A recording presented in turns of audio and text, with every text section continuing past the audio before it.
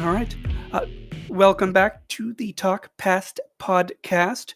Of course, today is the Yule or Christmas or whatever winter culture celebration day episode you do. Uh, December 25th is when this episode is out. And of course, I'm here with a guest who was on us before. You can introduce yourself. My name's Zoe Mead. I'm also known as Bard Coyote or Runa Mhm. Gidya within the Society for Creative Anachronism. It's really nice to be back. I really enjoyed our first chat, and I've enjoyed Yes. listening to the podcast. So, Yeah, so there's so much to delve into, not just what we do as reenactors or historical living history, et cetera. But I mean, mhm. just like the S.C.A. itself. From last time we talked, you guys have so much involved in it, like so many different outlets. Like I said right before we recorded, and probably should have said when we recorded. But like what I do is just a festival. I mean, it's a month-long festival, but it's just a fight show and walking around being medieval Disney. So you guys do something completely uh, different, I suppose. So let's delve into that. So uh, we'll exchange, obviously, in similarities or little stories, but I want you to be able to have a say in what it's like first. So, how do you start? Like your prep for a show or a festival day, or what you do? We pretty exclusively call them wars in the SCA. And it is like preparing for a big camping trip. There's a lot of uh sort of war talk that always happens, but everyone Hmm. always jokes it's kind of feels like you're getting ready to go on the crusade because in medieval times, sometimes this did happen, from the Vikings to the Crusaders, they would get out their big linen tents and go off on wars. And we start to do that too. It's kind of a liminal space for me. It's when I'm sort of like losing the mundane and getting in the headspace to sort of be in an event. Hmm. But it is also a lot of checklists. I pretty exclusively at this point camp with my fighter. So in the SCA, we have crowns. Of course, every Yeah. kingdom has a crown tournament. If you win crown tournament, you get to be king and queen. My fighter, Lagertha, she's one of my very dearest friends. Mhm. She always fights for being crowned. And we share a tent because I want to say because I don't want to buy one, but really I'm poor. Yeah. And it's the two of us and usually my dog Master Chief, and so we have to pack our tent, which is linen and huge. All our food, if we're not buying into a kitchen, we are a part of the same householder guild, Rothenheim. Hmm. So there's usually a kitchen, so we can just kind of pack the things that we want to pack.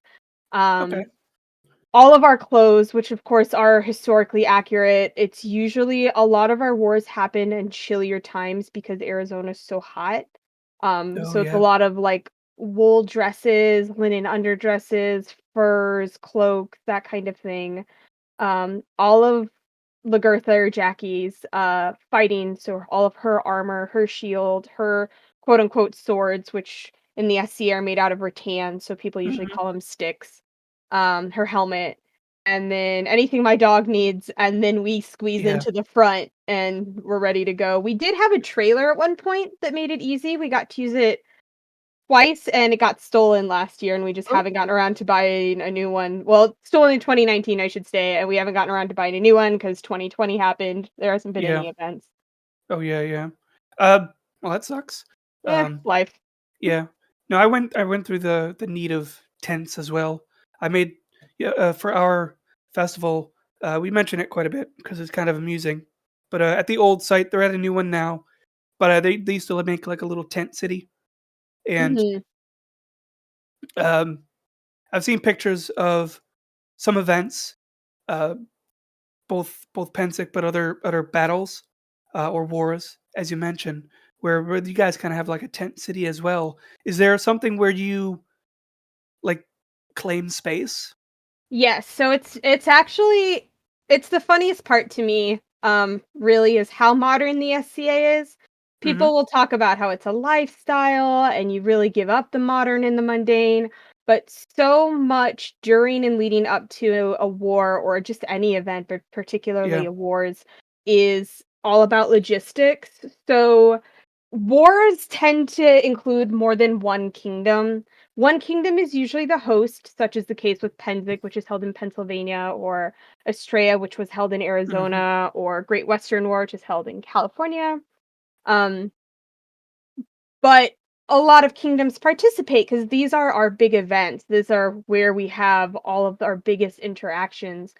And so the event stewards will have land grabs. And so essentially it'll boil down to pretty small. It starts out the kingdoms tend to be together. So Straya, for example, was Aidenvelt, which is Arizona, the Outlands, which was New Mexico, parts of the West California, on tier, whatever. And Mhm. so your kingdoms all camp together. And then Okay. within those kingdoms, you have your baronies. So our Tucson, where I'm at, our barony is the barony of Triskathir. And within the barony, often there are households or some I explain them as guilds because people who play like D&D or Warcraft have a better understanding, but they're Yeah. essentially groups of people who have decided that we all vibe together, we're gonna start a house together, we all live together. Mhm. So like I when we're land grabbing, you'll say what group you want to be a part of, and that specifically for me is Rothenheim. And then the event steward's like, all right, Rothenheim is a household in BTY, so all the households in BTY tend to be together. And then they're in Aidenvelt, so we're going to put them in the big Aidenvelt camp, and that's kind of how it's divided. Oh. You can choose to camp with people so long as you've had permission granted, but we always have to give numbers and often maps to the event stewards so that they can, down to literally feet, know exactly where we're going to camp, draw it out for us, let us know. People set up streets, so it'll be like Yeah. 2 Duchess and 11 Knight, and you're on the corner, and Rothenheim and a couple of other households tend to get the big spots because we look the most historically accurate. They like to show that off because we sometimes have tours that go through because we are a 501c non-for-profit, or it's Mhm. just nice, it helps people kind of get into the mood. And what a lot of households do is they'll set up their tent cities with their period accurate tents, and then they'll do something that's the jokingly called France, where they'll set up a corner with everyone who has a mundane tent hangs out to kind of hide. And Okay. then there's baronial lands. So if you don't belong to a group, if you're not in a household or, your barony isn't particularly close, you can hang out in baronial lands, which is just like, I'm here to vibe. I don't have a group. I'm just going to hang out in these lands that have been designated as anyone who's a part of my barony can camp Kinda in yeah, here. kinda like a pledge or someone who's, kinda like a trial version? Sometimes we also have, like, households and stuff will have pledges and stuff, but anyone who's in the S.C.A is entitled. Let me rephrase that. Anyone who's in the S.C.A that hasn't been, banished or have any issues, let's say everyone's in good standing, Mhm. will have a place at a war, and sometimes that's just with your barony if you don't have anyone to camp with. But Yeah. more often than not, even if I wasn't in Rothenheim, I have a lot of friends and a lot of other guilds or a lot of other baronies and kingdoms. I could talk to any of them and put down a tent. And even further than that, if you were a super new person and you were cool, if there's one universal truth about the S.C.A is that they want people to stick around. You could Mhm. say, "Hey, random Facebook group, I'm really new. I want to camp with people. I don't want to camp by myself." I can genuinely guarantee someone would say, "Come camp with us." So that's how we Oh, set up yeah. our tent cities, and it's usually a designated spots. So, like Estrella used to be at Schnepp's Farms, and so we had the tree line. There was this huge windbreak, and half of all the tents were on one side and the other half were on the other because that's where they all fit. And then we had merchants where all of our merchants were. And then all the way to sort of, I want to say the south was the battlefield. So Mhm. archery, where they ran rapier, where they ran the hard suit battles. And so the tent cities were like as far away from that as they could be. And then all the way on the other side is where we held like the fighting events. Hmm. Amusing anecdote which you said about, the sort of scaling from historical accurate to be sort of, like, up in front. and then it kind of scales down to Yeah. kind of mundane. The pirate show that I did a couple of years. I have a squeaky chair still, but the pirate show I did a couple of years. Our group coming from our festival, which is very strictly, well, not strictly, quote unquote, right? Historically accurate, we'll say, even though we're like 100% anachronistic. Uh, we were asked to do a historically accurate, actually historically accurate uh, pirate tent and group for the pirate festival because the organizers also do our show. So they were the only other historically accurate pirate tent, which I found out. So we went through the grueling process of doing all our research and getting everything set up. Very boring, just kind of like figuring things out and what fabrics. Who are we? Who are we going to be? We did Calico Jack and then Anne Bonny, etc. And show up to it's in Madeira Beach, whatever that is. I think St. Petersburg, Florida. Uh, don't quote me. At least it is Madeira Beach. But we show up, and obviously you got like sunglasses huts and all that stuff, all this 21st century stuff around you.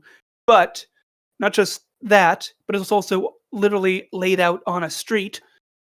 But I noticed our tent and our group and the organizers group are the only historically accurate group. Everyone else is some weird version of like some Party City Pirates. One of the other individuals who's I think a director of another show had this like life-size standee of Johnny Depp as his It's always a pirates Captain Jack. character. There's always a Yeah, Captain Jack. and they would over the course of the day be playing darts with Captain Jack standee. And so I'm just like, you know what? No one else cares. Screw it. I'm pulling out my Chinese erhu, and I'm gonna go practice this instrument. But same kind of situation in that regard. Uh, their tent and ours was like the first thing you see in the path that they made for tourists to walk through who wanted to come to the little pirate show. And the further down you went, the more and more it became like just a modern seafood festival. Uh, kind of kind of reminded me of that, which I've only done that twice. But going back to, of course, what you've done, your wars. Take me through like what a day is like driving up to uh, maybe your most recent event and kind of what that's like, kind of what the air is like, and what you do in the morning. I assume if it's a morning or when you first arrive. Most recent event was Great Western War, which is Mm, held in California, and it was actually kind of a melancholy event because Aidenvelt's big war, S.C.A, was canceled forever oh, recently. Just we had a couple bad wars, not from anyone's bad doing, but just bad weather. And then with 2020, we weren't able to recoup all of our losses, and we had to, at like all of the people of our kingdom, our crown, poor Morgan and Liz, who had to reign forever because 2020 happened and we didn't have crowns, and it was just a lot of I am so thankful that we had the leadership that we did because I think it was an incredibly difficult choice to make and they handled it incredibly well. But yeah. it was a lot of people's first event that, like, there's a kind of universal truth when you're talking to people about the S.C.A, where they talk about how they joined for one reason or another. Sometimes they were raised in it, sometimes they had friends in it. Some of them are like me, joined by accident. But the first war you go to, not the first event, but the first war you go to is what always solidifies it for people. Like the line, and then I went to, Estrella or whatever, and I was stuck. Yep, that's kind of universal. And so it was really melancholy for a lot of people because it wasn't just an event, it was a lot of people's first event.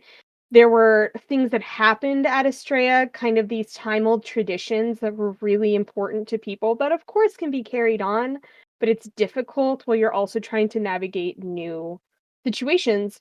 Hmm. And it was just, it was one more symptom of a lot that's going on in the society. There's been a lot of struggles with sort of retaining people and with finances in 2020.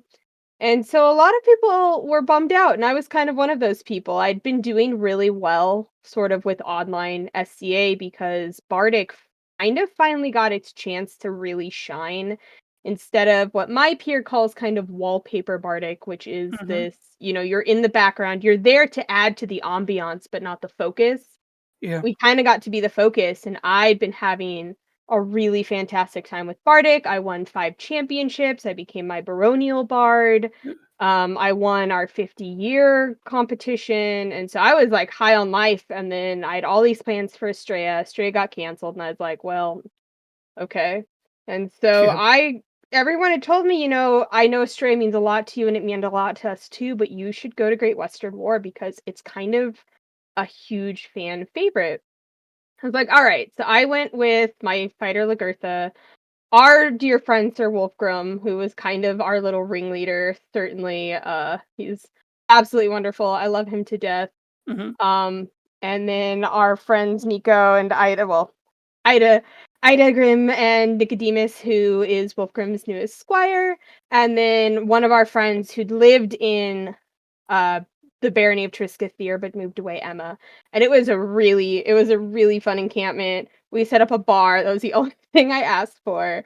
It was me and Lagertha brought our tent, our S.C.A tent, because we have a Viking A-frame and it has 3 Nice. poles. It takes 30 seconds to pop up. It's Mhm. genuinely easier than a mundane tent, but everyone else has giant tents. Wolf's tent, you could have a whole party in there. It's so big. And Mhm. so it was really casual, which was kind of fun for me because it can be a lot. Like like you said, to take you through. This is not my most recent event, but like an Estrella, Mhm. you show up. The first thing you do once you've driven to wherever you need to drive, you go to what we call Troll because they collect coins. It's the exchequers, which are our I forget the mundane word for a treasurer. They're the treasurers. It's usually the kingdom treasurer, someone with a financial warrant who becomes the event treasurer, and then baronial treasurers. Anyone who has that financial warrant. When I was the College of St. Felix, which is the small SCA affiliated group run out of the University of Arizona, I was the exchequer for the college, and I ran shifts at Estrella. And they collect all your money, they check that you've registered, they check that you're a member, they have you sign you know, uh, any things you need to sign. We had one recently where if there are horses, you have to sign a waiver that says you're aware there's horses. If you get Mhm. trampled by a horse because you're messing with it, that's on you, that kind of thing. Yeah. Um, then they usually give you a event book which has a map of the site. um, Usually if it's real fancy, it'll have a map of the individual encampments, but if not, Ooh. it'll have like kind of like the big groups. Um, Merchants, it'll have any events that are planned, and for the fighting, um, they have a funny word for when they plan like exactly what's going to happen during fighting. I'm forgetting it. I might remember it later. Um, but whatever is going to be happening with fighting, and that's scheduled so like most big wars run a week if not longer. Every single day is going to have the fighting schedule, the event schedule, things to keep an eye out for in that big Yeah. book. And then they'll also give you your site token. This can be recently I've seen a lot of pins. The one from Great Western, which is the war I started telling you about, my most recent one was a Mhm. D20. Um which was very cute, but just a pin, a necklace, something you can show if people are walking around to check, just say, "Yes, I've paid my site fee. I meant to be here. Here's my pin." Ooh. I'm really bad. I always put mine in my glove box and then fail to wear it the entire rest of the time. But I'm also the kingdom sheriff, and I'm the one checking all of them, so I think people just make an allowance. But wear your site tokens. Um, Yeah. Yeah, yeah. so We got that's the like same step rule. one. Yeah, I think it's pretty universal. Most, like, festivals of any ilk in this day and Oh, age have yeah. some kind of indicator. That's our indicator. Yeah. The funny thing though, obviously we do have uh jousters. So we got like horses, but The thing that you actually have to worry about, funny enough for us, is elephants, which I Okay, found that's out kind one of year. sick. Yeah, it's kind of weird. So I have like this weird, kind of like a mild fear of elephants. Of Uh, elephants, they're like the I most feel like gentle and sweet. I feel like it's a respectful fear because they're so big and so intelligent that they could just crush me and they know it, and that kind of scares me. But but otherwise, I get nothing against them. But one year, and I always tell this joke. I think it's on the podcast a couple times, but I always retell it because it's funny to me. But during rehearsal, I just kind of made a joke because the director was talking about animals uh, and whatnot. Because we have obviously the horses, and we occasionally had camels. He said we're not having camels this year, and I'm like, well, hopefully we don't have an elephant because I'm afraid of them. And then he just kind of like turned away from me and walked away, kind of awkwardly. And I should have taken that as a sign. But during, I think it was like first day, our Warriors camp, because we have obviously we're a show, so we have Yeah, a yeah. something of a green room, which is more just like a green forest or a green mud pit, if you will. We have those. We Some of call them us. royal rooms. Mm-hmm. Right behind the privies, uh, for some reason. But you can't see anything. You can't see because one direction is just literally a swamp that we walk through to get to the chess field that we do our human combat chess, and also that's where the tent city is for some reason. And then the other is a very narrow path, which is blocked by the privies, which is a very high wooden fence. And then there's a chain link fence that's covered in like shipping containers, because obviously it's a festival ground, so that's where they Mhm. store everything. But not just that; it's actually an arena. There's an arena there that people actually do shows at, like Penn and Teller did shows for them. So you can't see anything. So when you're walking down to where cast and crew and vendors alike all come in, basically the uh, backstage entrance, it's a giant portal, basically, like portal doors, giant wooden. You gotta have like two people to open them, like back in the medieval period, and nobody in the freaking show, customers, guests, patrons that we call them, nobody sees this. This is just for us. Um, but when they're open, then you literally can't even see where you're going. So make a long story short, too late. I'm coming back or coming out of the Warriors camp green room, whatever they're naming it now, and just going out in the mornings as well before we're doing our show, just to I don't know, walk around. It's normally what I do when I get to festival site, and like you would turning in a grocery store aisle, how you would yeah, maybe bump a cart with someone. I literally bumped my face into the foot of an elephant. Asian elephant. Not like the pad, but like it's walking and I'm walking right into it. That's funny. What a chance. And I'm just like, You "Oh, okay." manifested that. You put that out in the universe. You were like, "Man, Yep. I hope I don't see an elephant." It's so dumb. Yeah. Sorry, I don't No. mean to laugh at your healthy fear. No, and then we had the elephant I'm mispronouncing elephant. We had it maybe one other time. Now obviously I don't condone having an elephant doing shows, but aside from our show, it's actually really well taken care of. So I mean, at least it And has I that. do But yeah, I do think that there are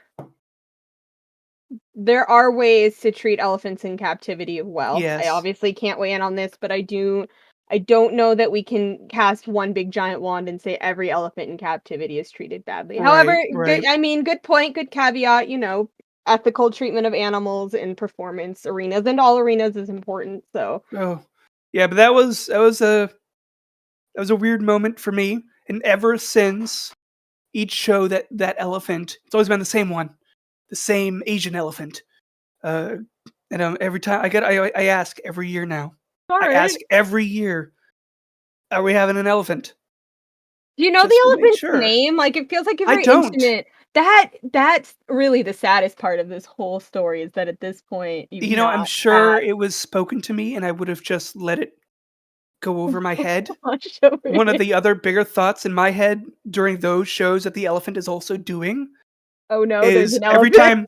Yeah, because when I actually didn't discuss this in the podcast discussing a day of, but, we drive up to the site, which is obviously not interesting.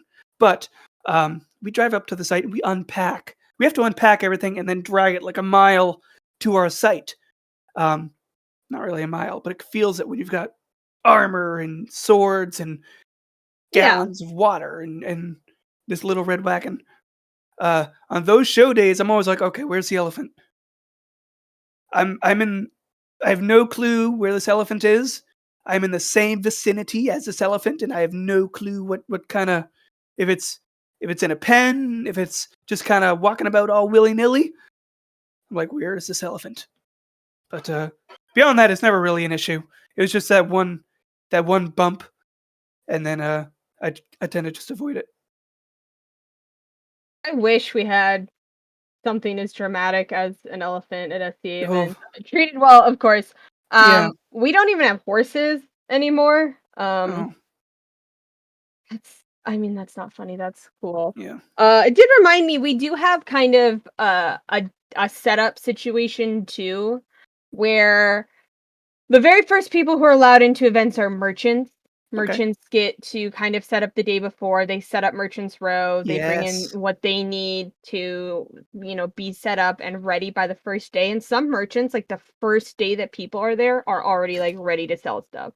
Oh, That's not same true of here. every merchant Uh, room, but like I admire the hustle. Like when people are like 7 a.m. first day, people are like kind of stumbling their way in setting up and they're like, let's go. What do you need? We have it here for you. Oh, same Beautiful. thing here. We actually let them, set up a week in advance, Oh, and, that's intense. uh oh, yeah, no, because they flood in, they come in from other shows. We have some vendors that are local, like Prism Tree Studio, but, they're a glass vendor. But the other ones will come in, so they'll kind of flood in, right? So to give them that maximum time, we give them a week.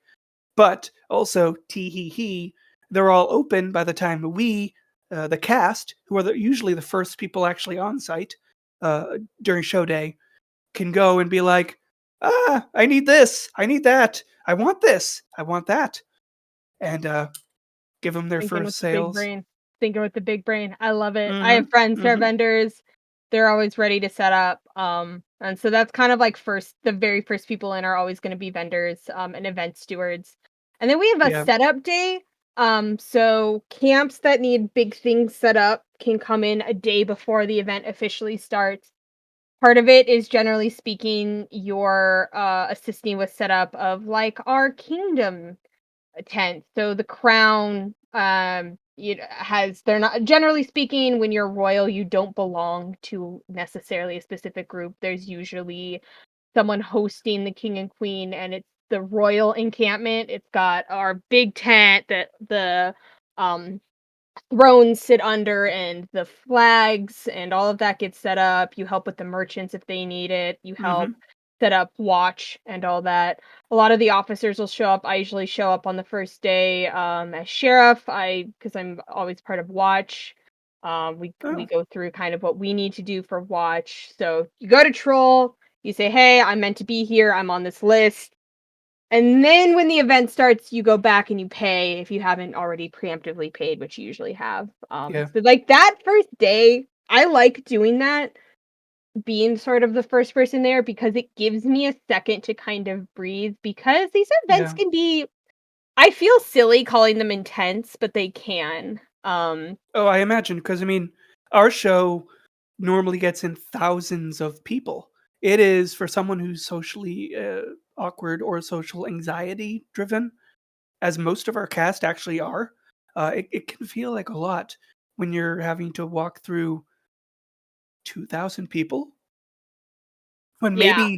maybe 1,000 people, if not more, are huddled around you watching you do your show or your bit. It's absolutely intense.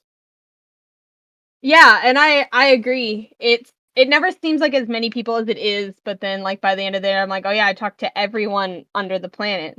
Good to see Yeah, you all yeah. too." And I'm a largely extroverted person. I think there's a lot to be said about my flaws, but I think Mhm. socially awkward is not one anyone would ever say. But it's, 'cause I'm socializing from sunup to sundown and sometimes even after that. Um, it's a lot, so that first day or 2, if I'm there as set up or I'm there with the merchants or whatever, I get to set up my tent, I get to get my lay of the land, which is nice as sheriff and doing watch because I'm usually walking miles and knowing where everything's gonna be. I would never suggest that any encampment is a problem, but I do think some encampments can have events that can get a little carried away, and knowing where they're gonna be is helpful to me. Mhm. Um, Also, we have a tea house that comes out to our big events. I like knowing where the tea house is. They have cups, they have games, they have free tea. I like going to get it. Um, so I get to have that minute to get a lay of the land, to talk to the people that I need to talk to without kind of and I get to wear my Oh, mundane exactly. clothes. I get to run around in my sweatpants and whatever like stupid t-shirt instead of my full on Viking regalia. Mhm. And that's kinda nice too. Like, Yeah. it's a nice gentle, like, "Alright, mentally prepare, it's about to be medieval times again," as opposed to, like, you show up middle of the event or at the weekend, it's already been going on for a couple of days, you throw up your tent, you pull on your garb, you go. I like the sort of week-long first day setup. It's definitely my favorite. So that first day for me generally has been go drive, go to Troll, pay my dues, set up my tent, have a beer, maybe go out that night, usually go to bed, and then the next day for me is when I really start getting into, "Alright, crazy, I'm doing things from the second up to the second I go to bed." Oh, yeah, yeah. That's why I mean, same here. Obviously, we don't have days. We just have Saturday, Sunday. But I personally love being like the first person on site because then I can just sit, relax, know I'm already there, and then just kind of like let the day go. And you keep saying troll, obviously, because that's how you entered a show. You're basically your pass entry. We have a person on site that does that, not named troll, but we do have someone named troll on cast who's kind of similar in that manner that everybody goes to. Uh, he obviously he's one of the pirate show organizers. So every show that we do for the medieval festival, he brings one of his actual literal cannons and shoots it off to start the show and to end the show. And he's always got like signs, obviously to keep away from the cannon, but it's always like the troll checker and stuff like that. You know, little trolls truck, things like that. So it's really kind of funny when you say that. It makes me think of him because we have someone that does the same thing. I think that's fun. There's a lot of I think that there are a lot of similarities. I think Troll's a great nickname, though. I Oh think yeah. that's a solid persona. Oh yeah. He's got a persona. He's beloved and crazy. Um, but moving on with the day, basically, or days, since you guys do it for much longer than we, and it's a little bit more extended. It sounds like because with me, it's just I know what my day's like. Both days, it's the same day every day. But so your first day is more relaxing. It's kind of figuring things out, kind of what's going on, and then going from there. And Yeah. then after that, it kind of depends on what my role is. I mean, it does and it doesn't. Okay. When I'm doing watches, which is kind of like we may have I believe we talked about this last time I was on the Yeah. podcast, but in case we didn't, when I joined the S.C.A, I joined through the College of St. Felix by accident. My counselor at college thought it was an archery club. I'd done archery. Here we are. I turns out I was and have always been since I was a very young kid, a huge medieval dork. So I fit in very well immediately. But my very first event was S.C.A, and I all of my friends had already kind of pledged themselves to houses, and so I love telling this story. I'd gone on watch because someone had told me, it's gonna be the most fun. You have the greatest stories. I'd gone on watch and I'd meant to go by I was meant to go in at 11 p.m. and I was gonna do 11 to 1 because shifts are usually 2 hours. Mhm. And so they put me on shift. This is the first time I'd ever worked watch with a girl who was out of her mind on ecstasy, Oof. and a dude who'd gotten in trouble from our kingdom, who was kind of a known problem, and he'd punched another fighter on the field. And the crown, who I love, was like, "All right, no, you two have to go and serve watch together the entire rest of the night, and then we'll decide if you get to fight." That was my watch team. Already a great start. So we have to drop my partner off about 45 minutes in because she's tripping. And then eventually, this fighter and the dude he punched kind of duck out. But I don't have anywhere to go. All of my friends had sort of hung out, and I'd gone early. I'd gone at 9. I'm like, I got nothing to do. And they're like, "Are you comfortable going by yourself?" And I was 19 at the time. I'm Okay. 5'4". I was psyched. They were less psyched. And this golden retriever, this sweet squire, he's probably not that much older than me, has been dealing with shenanigans. A crown that I will not name got drunk, showed up to watch. I want to be clear to anyone who's listens. This was not my crown. This was not Aiden Felt. These were other people. Got Mhm. drunk, showed up, stole a golf cart, left it somewhere. We had to go find it. My partner was stoned on, or not stoned, but high out of her mind. These people got in a fight. This poor boy, and he's like, "I don't. You can just go by yourself." And I'm like, "Sweet! I had a great time. I did rounds. I talked to people. I helped people find their stuff. I helped people find their camp. I chased drunk. I had a great time." Well, I ended up staying there till like 6 in the morning. And I hear on the radio, like, "Hey, we have a girl missing. She looks like this. Can you keep an eye out for her?" I'm like, "Oh, yeah." And I go to check in because you're supposed to check in even if you have a walkie-talkie every couple hours. And I show Yeah. up, and all of the College of St. Felix is there. And I come in, and they're like, "Zoe," because I didn't have a name at this point. I was the girl who'd gone missing. They didn't see my name because it was hours earlier than they'd meant to look. And I just been like out having a ball, and no one had seen me, and they come to find me, and they couldn't find my name, they couldn't find me anywhere. And so they like, there I was looking for myself. That was the most fun I'd had, and that immediately kind of put me on a trajectory with the S.C.A. where what I want to do at S.C.A. events is, in specific order, Bardic, watch, drink. And There so you go.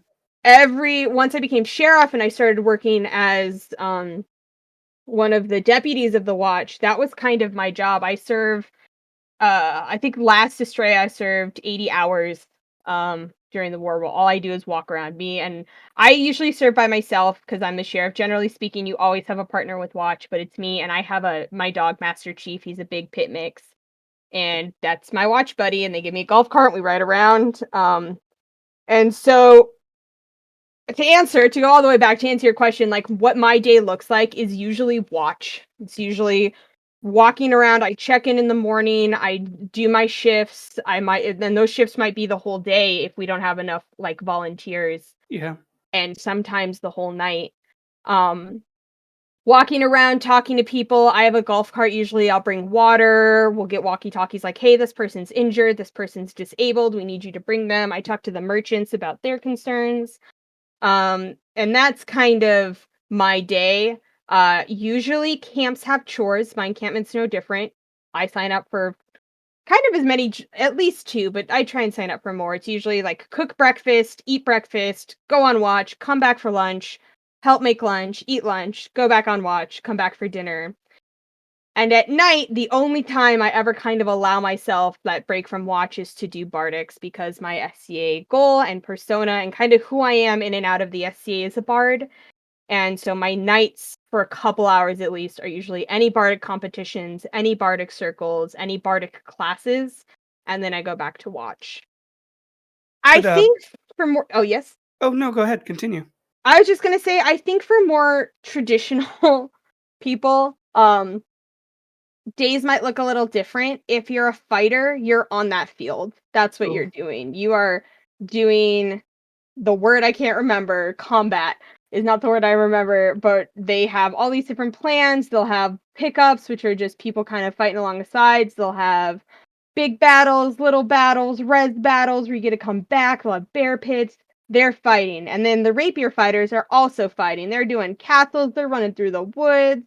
We'll have archery and thrown weapons. And if you're a fighter, like you are on that field and that's what you're doing until it ends. And it usually isn't the whole day because it's exhausting. That armor is Yeah. heavy.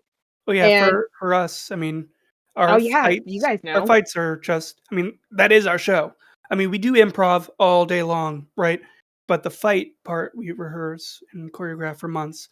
But it's only like a minute long fight. And after a minute, you could be gasping for air. So imagine just an S.C.A. battle doing that all day. Yeah, I'm always impressed. I usually try and go down there and watch because I think it makes great fodder for good bardic. Usually there are drums, there's water bearers who are people who bring water out Mhm. to the fighters and snacks. That's kind of their day as well as they're on that field. They have usually some big indicator, hey, I'm a water bearer, don't hit me. They're out there taking care of everybody. And then once fighting ends for fighters, they're in camp, they're drinking, they're sharing stories. It's also kind of fun to watch because usually knights that have squires or sometimes people who are just like saw someone do something cool on the field and want to know how to do it will find their knight or find that person and ask them, "Hey, can you show me how you did that thing?" And there's always someone teaching someone somewhere at SCA events. Mhm. If you're not a fighter, it's usually arts classes and shopping. Kind of from early morning till late afternoon, evening, there's, an arts rotunda, and there's always some kind of class or judge going on. You can bring your art and have it judged. I've been a judge for before, that's always fun. There's classes. I usually teach a couple different bardic classes. I like to do the kids ones, those are always fun, but I've done adult classes as well. Mhm. There's sewing classes, painting classes, singing, musician, kinda anything you can think of, there's always someone teaching a class, and then there's always good shopping. So if you're not a fighter and you're not on the field, then usually your day consists of attending classes and shopping around. And then there are the people who are just camp people, like, they're there to hang out in their camp, they're there to cook in their camp and see people in their Yeah. camp and greet in their camp, and their day consists of waking up, doing camp stuff, nightfall, fire pit in camp, go to bed. They're there for the encampment, and I think that's kind of the fun part of the SCA is there's a little bit for everybody, Yeah. and every encampment is really different. So if you're the kind of person who's staying in your camp, it's because you found a place that you really vibe with, and if you're the person visiting the camps, there's all the super hardcore period encampments. There's the Mhm. party encampments. We have a BDSM encampment, Black Walls. That's always fun. There's the belly dancers. There's the drummers. There's the bardic. Like whatever at night, if you whatever you want, there is a flavor somewhere for you. And I wish we did that to an extent. Actually, minus the camp part, obviously, because we're at a festival. But I mean, in terms of what you said with classes and always something there for people to do that's living history esque. Because Mhm. our festival is people come in to opening gate. We do a little show, kind of introduce the like 20 people that show up at 9 a.m. or 10 a.m.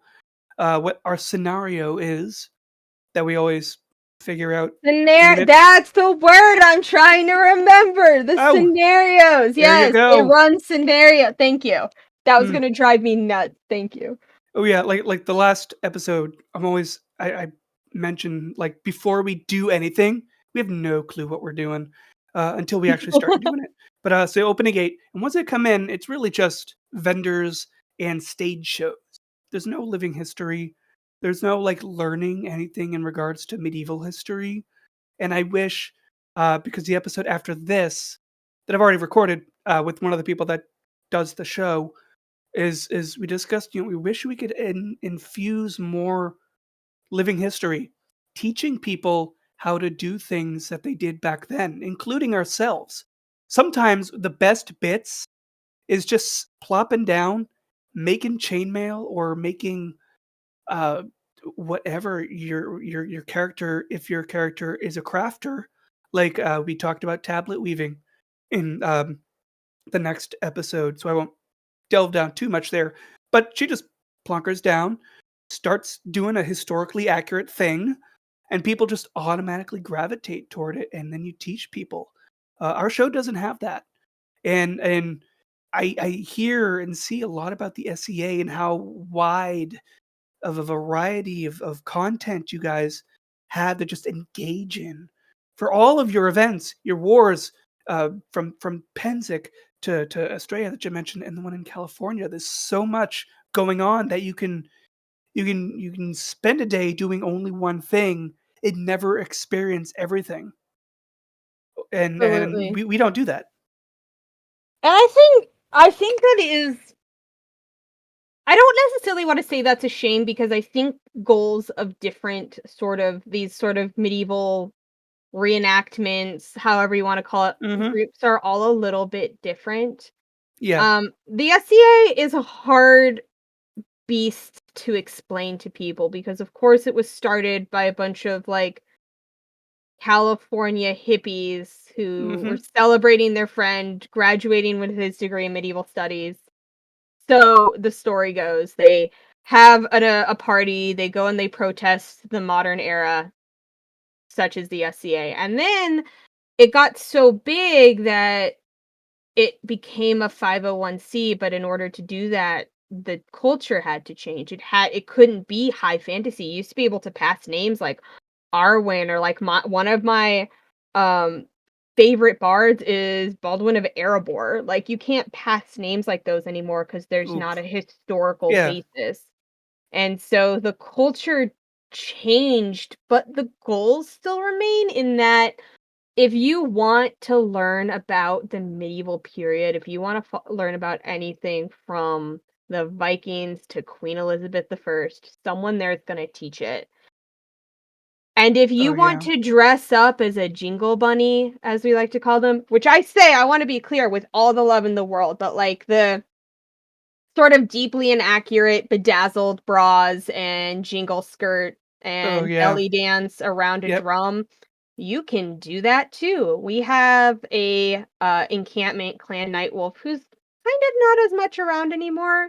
It's run by a man I know as Reverend Lawless, who, when he's not at SCA events, runs a apocalypse um sort of reenactment group of sorts. He has a big uh piece of property. He lets people build permanent structures. You show up in whatever you think the apocalypse is going to be. You have a good time. You leave.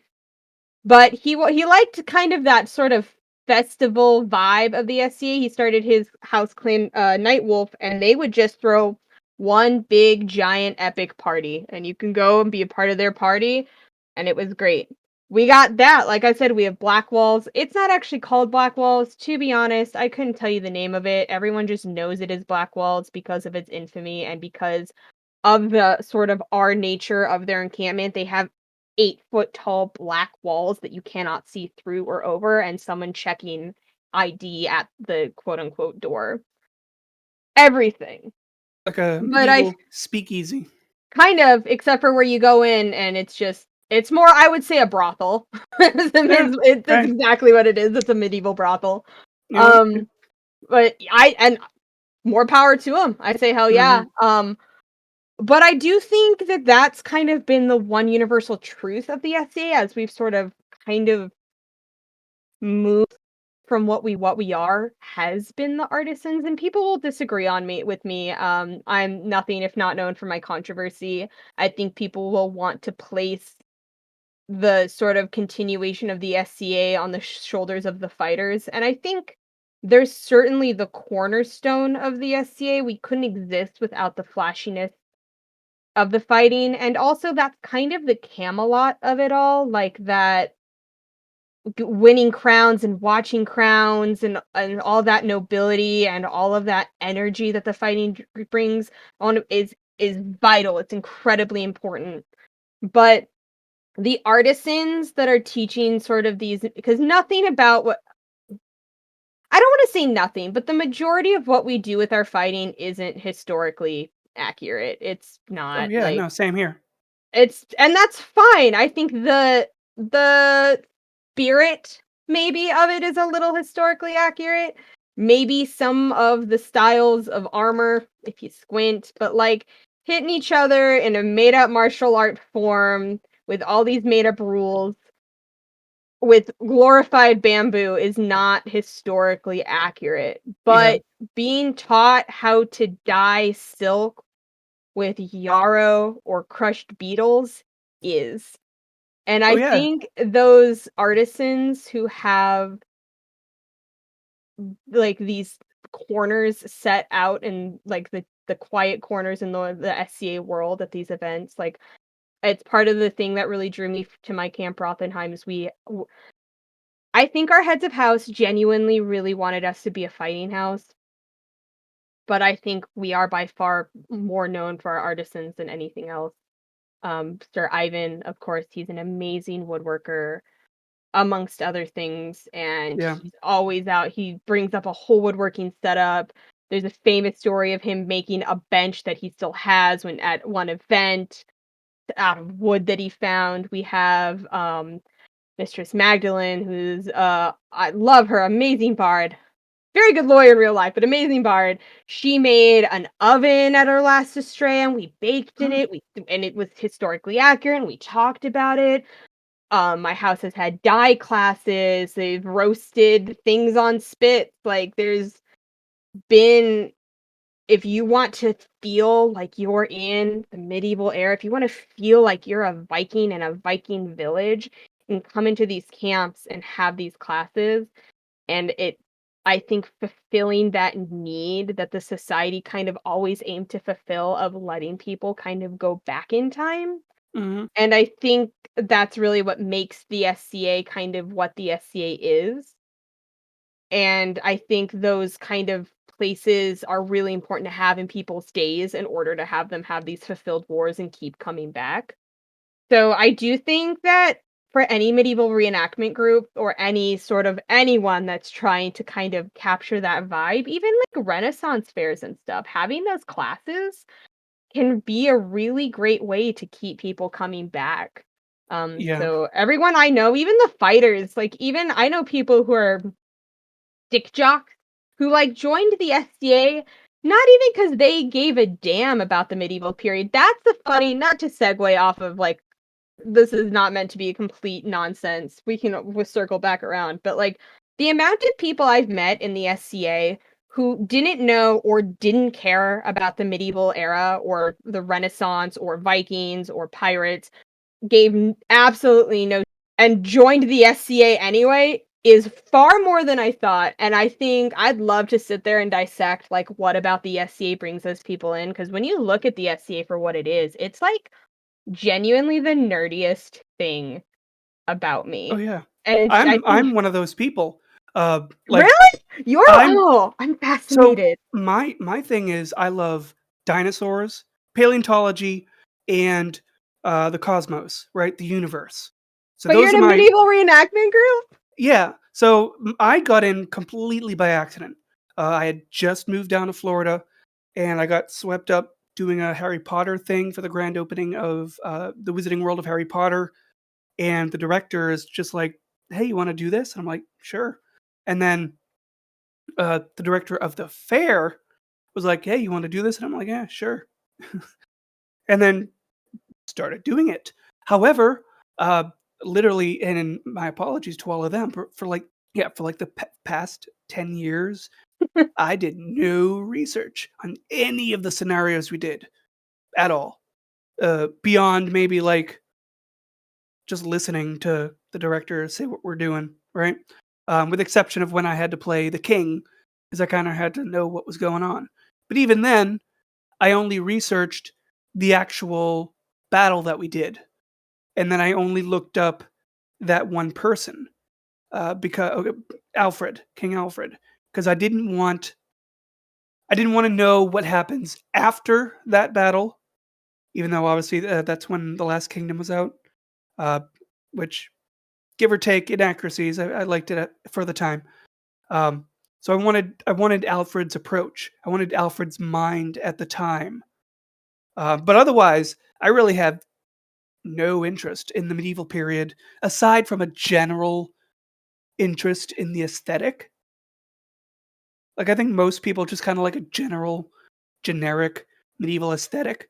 It's what you see in like movies and video games. Uh, it isn't until literally maybe like the past 2 years that I've actually come around to being much more deeper into wanting to do and learn about medieval history. So I just went in completely on accident with no intention of learning anything, and then coming out deeply fascinated. Something, and it's gonna sound like an insult, and it's not. Were you a theater kid? No. Oh, devil interesting. Because I think in my personal, I like to compare myself to, it was her name Jane Goodall when she studied the apes. Mm-hmm. When I joined the S.C.A, I was fascinated. I was like, this is a micro society with its own social rules, and like the suspension of disbelief you have to give yourself to participate in a medieval reenactment group. Even I find myself, and it's I've had to like sort of deal with this within myself where like I'll be doing something in the SCA and I'll be like, man, this is cringy. And then I'll be like, but why? Why is it cringy? That we're not doing anything wrong. But I Mm-hmm. think I like my working theory for a while there was like I have two. People who joined the SCA who weren't interested in medieval reenactment were either theater kids or I think is this particularly applies to men who joined the SCA who didn't care about the medieval period in general. Yeah. I think as children, our introduction to heroes oftentimes are stories of princesses and knights. And I Yep. think there's something within us that want to be those heroes. And like, yeah, we have superheroes and stuff, but like, especially for our generation and older, it was the prince and the Disney princess or the stories of the noble knight. And I think even as adults, you kind of want that. Oh And yeah. so, There's some people that try to join our group and they think it's the Victorian era, or well, the festival, not the group so much. yeah. Or they only want to do the festival if they can be in complete plate armor knight regalia, or if they can be a princess or a queen or a Yeah, king. it's And it's like, some part of you craves that. And yeah, it's just it's a topic that I could talk about forever, but people get annoyed with it. Like the people who join medieval enactment groups that didn't know or care about you are on my list now. Like I find it very interesting because there are things that I'm like, oh, that'd be kind of cool that I just don't have interest in because I don't have like the background for. yeah, I think Civil War reenactment is very interesting. I think a lot of it could tie in well with medieval reenactment. You can pay me to be a Civil War reenactor. And like that's what it feels like for me. Like people who join medieval reenactment groups, it's like it's such a commitment in so many ways, including like the mental and like investment in the medieval era. And it's I see the pipeline too. I see people who and I've talked to people who join the SCA for one reason or another, and it can be as noble as someone found a troubled youth and took them under a wing and like brought them into this as like, hey, here's something to put your energy to like, man, my buddy who I play football with did this and he said it was good exercise. And so they start that and then they start getting accolades for fighting. This again is specific to fighters, but this is where I see it the most. Then they start getting accolades for fighting, and then they kind of want to be a knight because A, it sounds cool, and B, it's like it's the reward, right? You've put in yeah, that work, here's your acknowledgement of that work. But in order to be a knight, well, you can't just be good at fighting. yeah. There's more Supposedly, to it. there's more to it. You have to look nice. Well, in order to look nice, you have to have a persona and know about that period, so you know what kind of outfit to wear to look nice. But then you also Yeah, have to like be helpful and stuff. And it's just like they sneaks up on them. And how I think it's I have friends who like, yeah, I joined because I thought it would be a good exercise. And I'm like, I like that one too, because it's like you looked at everything in the world and you thought sword fighting. Not taekwondo, not soccer with the buddies, but sword fighting. So I do think that you have to be a secret nerd somewhere in your heart. But I think it's so interesting, and I know we've completely gone off of Oh, no what worries. a day in the life of a Scadian looks like, but I could talk about that for hours. It's the most interesting Oh, thing yeah. to me. I I love mean, it so much. for me, the answer would be because I wanted a social circle. I think that's true Uh, too. I think that that happens a lot. You get kind of a like ready-made family in a yeah, lot of ways. yeah. As long as you're receptive, absolutely. I mean, even our group, which has a lot of very high anxiety and social stress people, I mean, we're a family. Like, we're more family than like blood relatives for the most part. So, I mean, we're a very tight knit but welcoming group. So, this is something that I notice you find in those niche little fandoms. We'll say fandom or community. I like Um, fandom. I think that yeah. that's very accurate. Uh, Although funny joke about the knight thing. Of course, you can totally go down the path of trying to be a knight, assuming it's in the same time frame as a knight. Remember, some people wanted to be knights and were doing Viking, and there were no knights in the Viking period.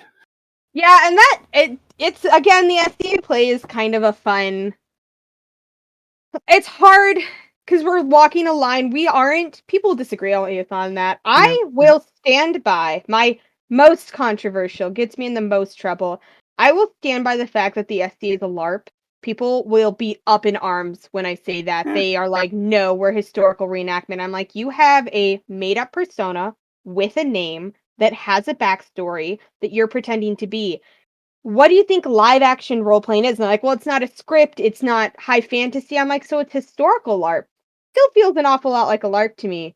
But we yeah, have to navigate that because, like, we have to have heraldries to fight in Crown. We have to have a coat of arms. Mine, for example, is two unicorns with the stars of Durin, which are the stars that are on the doors of Moria, because I am nothing if not a Tolkien babe. And Vikings didn't have heraldry. They no, didn't. That wasn't like a thing that they did. Or like people with Japanese personas, families had heraldries and they used flowers, but you cannot. One of the rules in the S.C.A. is unless you're entitled to a heraldry, which we have a handful of people whose families are like the son of the son of the son of the son of some like uh, offset duke yeah, that can prove they're entitled to the heraldry. But generally speaking, like my family were poor Irish farmers and what other conglomerates. So I had to come up with one. But like Vikings didn't have that. The Japanese, all of those flowers have already been claimed. You cannot claim something that exists in the real world. Like that's just not historically accurate. Vikings aren't historically accurate. Like even yeah, the reason that our service members are called pelicans is because of the story of the pelican and its piety, right? It's a mother yeah, pelican plucks out her own breast to feed her dead children. And Queen Elizabeth I wore a necklace with the pelican and its piety on or around her throat. But like the full story is the mother kills her babies and then resurrects them, and it's all just kind of been mistranslated because of this one thing Queen Elizabeth did, and we like latched onto it.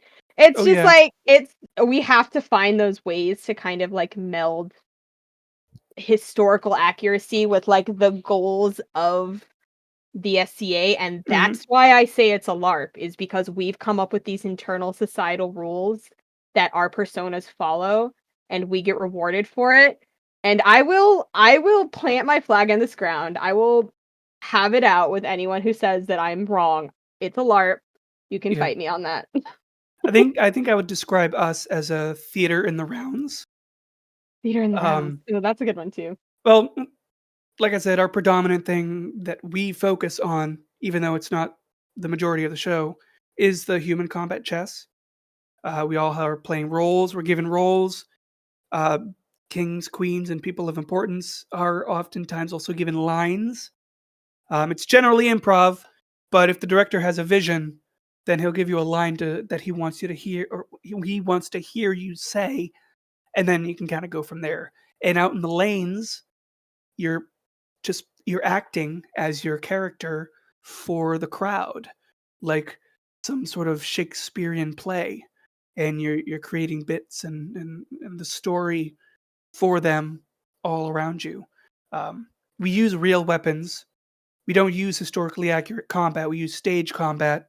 We Mhm. don't even use historically accurate combat in terms of when people use effect books. When we use those, they're for like 1500s and above, I think. So like nothing we do is historically accurate. So I'd just say like theater in the rounds. But I had one question for you before we finish the episode and round back out to kind of a day at an S.C.A. event. Because some of the points that you made uh, brought up my most recent weird kind of look back at King Arthur. Mhm. Because we did King Arthur twice. We did some really weird, like, everyone's coming back from the dead to do a chess match, and all of a sudden everyone's grievances are back. And whatever. It's King Arthur. And then we did a boy Arthur, which is really supposed to be a Morgan Le Fay year, but it kind of became a boy Arthur year. But the two times we did it, obviously, we did what you would think of King Arthur, which is the Victorian stories. And I'm very curious if you've ever seen someone try to do a historically accurate or maybe historically centered Arthur. Because Arthur is a Welsh 6th century soldier that killed Saxons. That's it. That's Arthur. But then he got stretched later into this very fabricated knight and king and magic. But I was curious if you have ever seen anyone sort of take that image of Arthur and kind of integrate it into the S.C.A. of more historical, or try to do the Victorian. Correct you a little bit because Oh, that Welsh Arthur Knight, that's actually a misnomer. well, not a knight. He'd be a soldier, but yeah. There's no evidence that that is actually who people were referencing. And in fact, it's thought that his story was kind of integrated into the historical Arthur because it was drawing from a character that had existed in Welsh poetry Mm-hmm. for a long time, much longer than that soldier had existed, like Oh yeah, it's 500. not a confirmation. I was watching some historical stuff that kind of is a link in that, so I had that in my brain. But yeah, I Yeah, know there's not no, like a hundred that percent confirmation, but that's kind of where I'm going. yeah, so there is no like King Arthur the character was a character from Welsh poetry in like Yeah. 500 AD. And it's fun. I This is something else I could talk about forever. We don't know what the original Arthurian story was. He became a character that sort of popped up in a bunch of different types of literature. Um and everything contributed to Arthur could be considered canon. If me and you wrote a story right now, that could be considered a part of the Arthurian legend because there is no official source material. It's all, Right. as far as anyone can tell, fan fiction. With that being said, in the S.C.A., you cannot play a historical or high fantasy character. You can't pretend to be Queen Elizabeth I. You can't pretend to be Gandalf. But what I like to explain and what my peer Viscountess Wander like to say is there's a little bit of Camelot in it all, Yeah. which I think is a term taken specifically from Kennedy. I think it was something he used to say. But when your crown, and this is what I always feel bad about, is when I first joined the S.C.A., I really didn't take it seriously. I thought it was meant to be fun.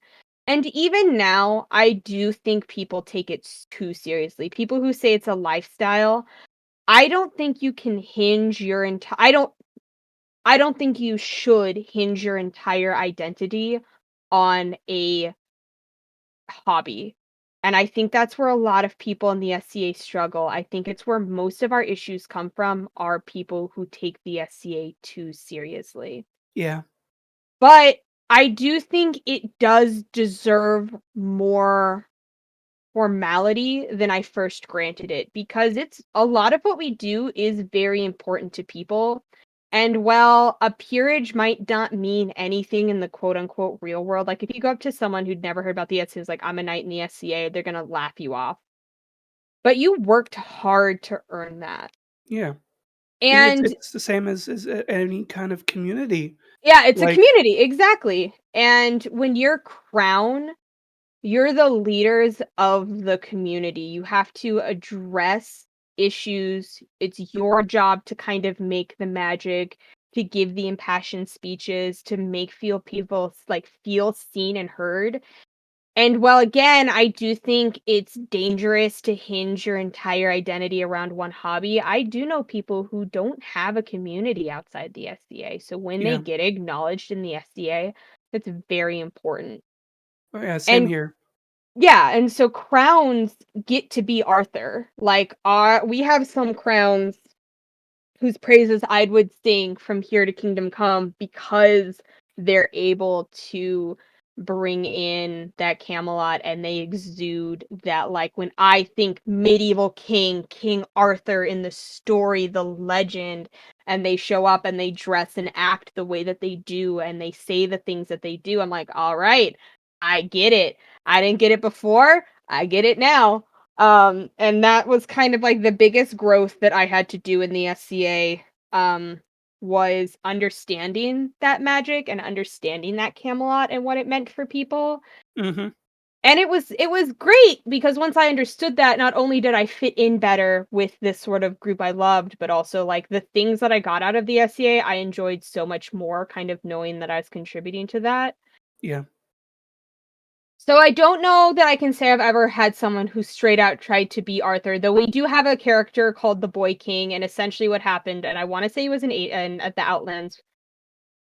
There's not really anything that makes you a good fighter in the SCA besides size, and supposedly, quote unquote, if you play tennis. Uh, The sort of actions that you do in tennis are similar to the shots you have to throw in fighting. Again, so I've been told, caveat to everyone listening, I only fight a little bit, not a lot. So there that was a kid. kinda Yeah, sounds it like it makes sounds right, sense. right? So there's a Yeah. kid who fought in Crown when he was like 18 or 19, and as the legend goes, and he was a tennis player and he won crown. And so there's a picture that I've seen of him holding a drinking horn as big as he is, but he's like the boy king. And he did grow into the role because he continued to win crown. If you're a Mm, super duke, there's a reason that you're winning crown so much. It's usually because of your size and your skill. And he happened to have that. So that's kind of fun. That's a little Camelot. But interesting. really, like the King Arthurs for me are the kings who like try and exude that nobility and what is Arthur known for? He's known for being kind and being noble and being just. And like we have crowns that succeed and fail at that, as with all Yeah, things. Um, same here. and we have a rule in the SCA called Crown's word is law. The Crown gets to say what is and isn't true. And we've had Crowns who take advantage of that to extremes, like Oof. Crowns who have driven people away because of their behaviors, have made decisions or done actions that the kingdom resents them for to this day or resents them for in the middle of their crown. And then we've had Crowns who are like, so great. And there's always going to be a naysayer, but they're like, everyone likes them. They make everyone feel heard. They exude that nobility. They take the power that they have to make the SCA a good or bad place and make it a good place. And like, Yeah, that's the Arthur to me. I'd love, I'd love to see someone really lean into the persona of like an Arthur, but I don't know that it's ever going to happen because if you want to be taken seriously in the SCA, you can't lean too far into the high fantasy. yeah. Some people still do, and more power to them. For me, I do like the obviously, try to be a bit more of the historical end. Yeah, Um, but even then, I mean, you still having to make something up. exactly. So I'd like to see it. I'd like to see someone really lean into that, like England, Wales, 6th century drama. But I have yet to see it. But there are people Mm, that I would say are Arthurian in spirit. yeah. Well, I would suggest if I ever did SCA, never give me a crown because I'm trained in improv. So everything is I have to say yes to everything. Yes and. Yes and. So I'd be like the George Washington king. where, "Yep, nope, everything, go ahead, yes, yes, yes. That's a terrible idea, yes." Or it's a lot of luckily, usually you have, advisors and a queen or Yeah. otherwise consort to sort of Mm, balance you out a little bit. oof. But, let's go ahead and round it out to, the end of the day. So you mentioned that you're a watch, which really is kinda like not really what I do, but I like to go around and talk to all the vendors and stuff on my days. You know, I like I I go to all the vendors, that's pretty much what I do. Get to know everybody, help out, do this and that, so kinda similar, although I have no police, or authority of anything. But, what do you do when you're kinda closing out the night? Um, if it's a bardic night, after I've done the sort of performances and everything, Mhm. usually everything starts to quiet down. You'll do one or two somber, quiet songs, and then you'll kind of like gracefully bow out. If it's a watch night, I usually work the midnight to 6 a.m. shift for Ooh, watch, and like the last 3 hours right before dawn are so peaceful and quiet. And that's kind of my favorite is there's a handful of people still at their fires. You can hear the drums, which is like those djembe, those African drums are kind of like a signature of the S.C.A. Whenever you're at a war, someone's always playing one. You can always hear it. yep. It's Yeah, I usually use those like in my music, so yeah. So it's usually some gentle djembe somewhere, some crackling fire, and then just me walking around, and that's like my peaceful like that's kind of my high fantasy, like, when people are talking about, like, kind of leaning into putting yourself in the medieval period, mhm. and it's probably the most ridiculous thing to lean into because, like, a woman being in charge of Eh, the sheriffing, like, that's hardly historically accurate even in, like, a matriarchal society like the Vikings. Quote yeah, unquote, but, I know someone's gonna come for me that I said it was matriarchal, but we'll just say even in a society where women had more power than they did in a lot of historically accurate. But that's for me, that's where I feel like the most like I feel that veil between the modern era and the medieval era is its thinnest is when I'm at like it's me and my hound and the fire and the drum and the wind and we're just walking. That is the moment that I feel the closest to like peeking through to the medieval era and like I feel the farthest away from technology, the farthest away from the modern era is in that moment. yeah. And so once I've done my final round, I go in, I'll give out my walkie-talkie, I'll talk to my shift change, I'll let them know, here are any issues we had, here are things to keep your eye out for. If you need me, call me. And then I'm famous because I have to use the bathroom 7,000 times. So I usually have to like get a whole setup so that when I have to pee in the middle of it, like right after I go to bed, it's freezing. So like set everything up and then I'll just pass out on my cot with my Mhm. dog. And then you wake up and it doesn't matter that you only got 2 hours of sleep. Whenever you're at a war, you always just like feel energized for no apparent reason. Oh, yeah. And so then I wake up like 3 hours later and I'm ready to go. That's how it happens with reenactment. It is. It's awesome. It's the most I'm tired all the time. I'm never tired at SC events. I'm just Oh, ready. yeah. Yeah, like, even if you're exhausted after doing a fight, it's You it doesn't hit you rally. until you leave. You rally. Yeah, and then we're all just exhausted and sore and we get what we call war crud, which is just all the Yep. dry dust and stuff. You just get sick. We But call it fair crud. yeah, Same it's thing. universal. I think it's pretty universal. Yeah.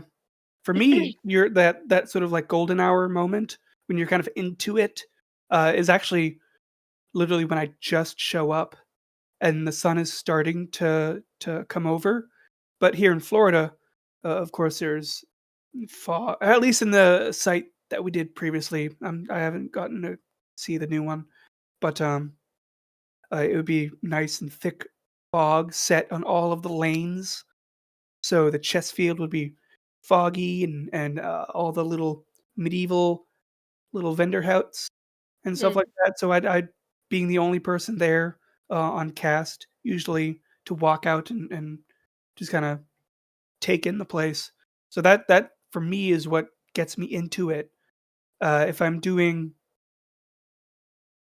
a medieval series or something for like YouTube or whatnot, back when I did, that's when I would want my camera because I would set it up and film the keep or film like a little section of the site that just kind of exudes that period.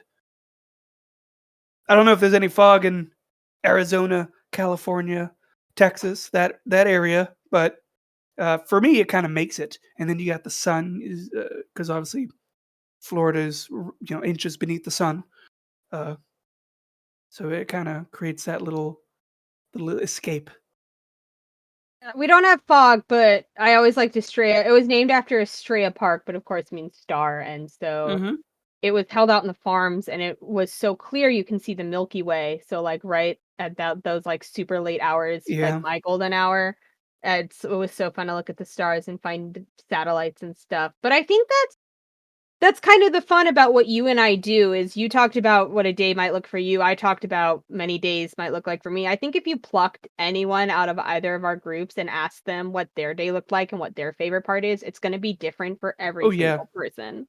oh yeah. And For again, yeah, that's what's fun about it though. Is there's something for everybody and everyone's going to have a different favorite part and a different way that their day looks and all of those pieces coming together is what makes the event so great. Yeah, so we've had quite a discussion. Obviously, with the S.C.A, there's always so much more to talk about. But sorry, I guzzled water. Now I got a cough. Um, Always more to talk about in the S.C.A. So we'll obviously at some point congregate and discuss again because I have so many questions and no event to do, so I have to have some sort of outlet of learning for that. But until then, of course, yourself, you can give yourself an outro. Well, thank you for having me. I'm always happy to be on here. As a bard, there's nothing I like more than hearing myself talk. So I'm always happy to be on. But again, my name is either I'm known as Runa or Bard Coyote or Zoe. And it's always a pleasure to talk to you about one of my favorite topics, which is the big nerdy society I've found myself a part of.